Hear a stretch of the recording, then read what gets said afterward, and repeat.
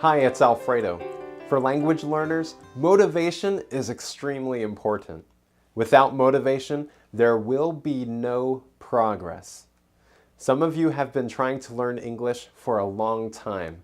Months ago or years ago, you thought that by now you would be fluent. You may be tired. You may be frustrated. You may have lost a lot of your motivation. Today I want to tell you, don't give up. Don't quit.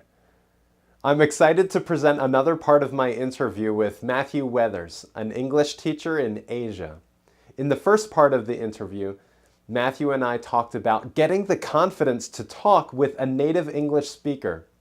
As you watch this video, write down the reasons that Matthew and I give for not giving up.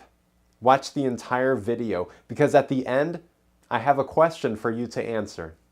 Many of these English learners have spent years studying English, and it may be that they're at the point that they're just frustrated. They're perhaps tired of studying English. They've been doing it all their lives or as much of their lives as they can remember. And so the motivation might get lower and lower. What do you recommend for someone who needs to be reminded about why they're studying English? What can help to increase their motivation? For students, and both of us have been students in the past, and we realize the long, hard process of going to class, of studying, of working hard. Sometimes it's easy to get lost in the details of learning and keep our focus off of the end goal. And I would encourage my students with learning English that one day they will need to stop being a student and to join the workforce in whatever country that may be. Usually that will be in China for my students who are Chinese, but many of them desire to go abroad or to work in an international company, and so even English is a very useful and valuable tool for them to find a job. I know today studying grammar is not very fun, but tomorrow speaking English on the job is very beneficial. Do you have any other suggestions for someone to increase his or her motivation with learning English? I did mention about jobs and how learning English will help you usually find a better job either in your native country or abroad. But learning English also helps you to expand your friendships and your relationships.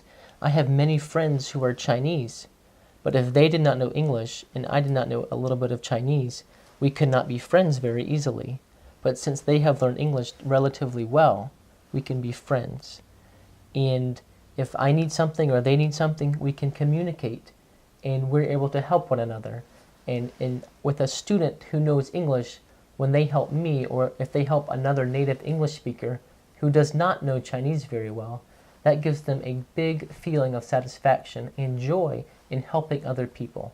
So I would say that learning English is good, not only to have a job, but also to help other people in whatever field or in whatever location you are. Yeah, and I think that there's a difference between internal motivation and external motivation. A lot of times when we do something for a job or we do something for some kind of reward, some kind of external reward like a pay increase or a better job, that might not actually be as motivating as something that's coming from internal motivation. We do it because we want it, we see the value of it, we love it, and it just becomes a passion for us. In this part of the interview, you heard Matthew and I give some reasons for not giving up, reasons for not quitting. Why are you learning English? Are you learning English because it's part of your academics? Because you need it for your current job or your future job?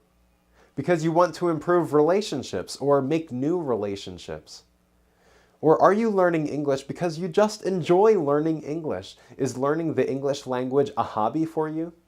Add a comment below this video and give us your motivation, your main reason for wanting to improve your English skills. I look forward to reading your comment.